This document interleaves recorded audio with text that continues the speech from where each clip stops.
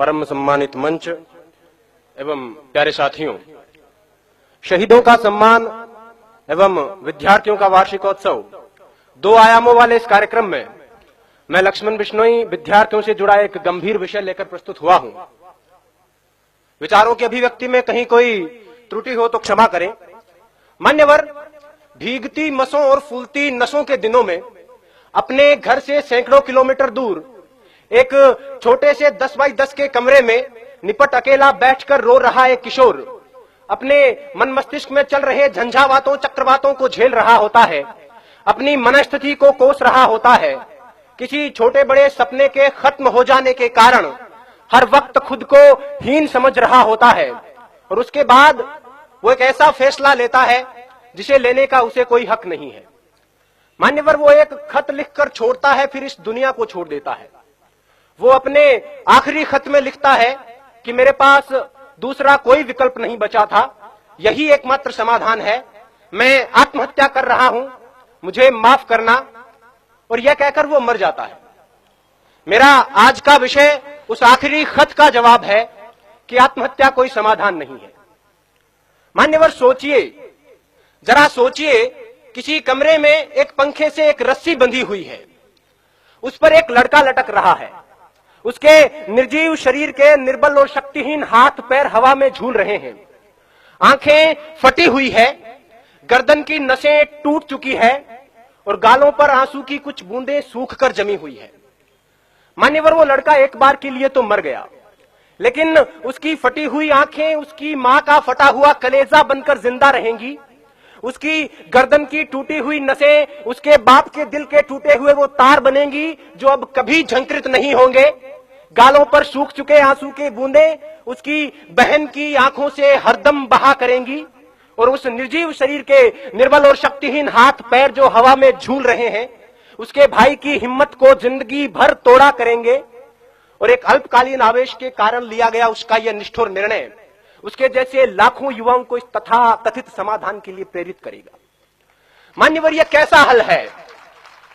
यह कैसा हल है जिसमें अपनों का बर्बाद होता हुआ कल है। खुदकुशी करने वाला इंसान खुद तो एक बार मर जाता है, लेकिन उसके यार दोस्त, उसके घर परिवार के लोग, उसके रिश्ते नाते के लोग बार बार मरा करते हैं। वो हर वक्त खुद को अपराधी समझते हैं और इस संतरास के कारण वो जीते जी मरे हुए के समान होते हैं। मान्यवर, मुझे यह विषय इसलिए उठाना पड़ा क्योंकि पिछले 2 साल में भारत में 4000, राजस्थान में 150, इस शहर में 9 और यहां तक कि इस महाविद्यालय में 5 विद्यार्थी खुदकुशी कर चुके हैं, जिनमें से 3 मेरे अजीज मित्रों में शामिल थे। और इनमें से लगभग 80% आत्महत्याएं छोटी मोटी अकादमिक विफलता के कारण किया गया आत्मघात थी। इन आंकड़ों से उठती हुई चीखें इस विषय की आवाज को उठाना चाहती है। डॉक्टर्स और मनोवैज्ञानिकों का यह कहना है कि अगर उन तक सही वक्त पर किसी प्रकार की मदद, सहानुभूति और मार्गदर्शन पहुंचता तो उनकी जान बचाई जा सकती थी। आंकड़ों का स्पष्ट मानना है कि 10 में से 8 आत्महत्याएं स्पष्ट संकेतों के बाद होती है। उन्हें उनकी बातें सुने। हमारे आसपास में हमारा यह नैतिक दायित्व बनता है कि जो हमारे आसपास में मानसिक तनाव से, मानसिक दबाव से ग्रसित लोग हैं, उनकी बातें सुने, उन पर विश्वास जताएं, उनकी हिम्मत बढ़ाएं। आत्महत्या मनचाही मौत नहीं है, यह अनचाही मौत है। मरना उन्हें भी अच्छा नहीं लगता, लेकिन घबराकर एक क्षणिक आवेश में यह निर्णय ले लिया जाता है। उन्हें यह बताएं कि यह कोई समाधान नहीं है। अब तो घबराकर यह कहते हैं कि मर जाएंगे, मरकर भी चैन नहीं मिला तो किधर जाएंगे। सही वक्त पर उन तक पहुंचाया गया मानसिक प्रोत्साहन उनकी जान बचा सकता है। जो खुदकुशी करना चाहते हैं उनके लिए मेरा यही संदेश है कि जब कभी यह लगने लगे कि अब तो बस आत्महत्या ही एकमात्र उपाय है, खुदकुशी ही एकमात्र समाधान है, तब अपनी आंखें बंद करके अपनी भविष्य दृष्टा कल्पना शक्ति से अपनी मौत का मंजर देखिए। अगर सफेद कफन ओढ़कर जमीन पर पड़ी अपनी लाश के पास शुद्ध बुद्ध खोकर बेहोश हो चुके अपने मां बाप, रोती कलपती बहनें और दहाड़े मारकर चीखता भाई नजर आ जाता है तो उनके होठों के तबस्सुम को अपने जीने का बहाना बना लेना। अपने शोक, अपने सपने जो आपकी मौत के साथ किसी और मायने में पूरे हो रहे हैं, उन्हें पूरे करने को अपने जीने का बहाना बना लेना। अपनी कला को विस्तार देने को, आगे के जीवन को निहार लेने को, दूसरों को उपकार देने को कोई भी बहाना बना लेना। जीने के बहाने लाखों हैं।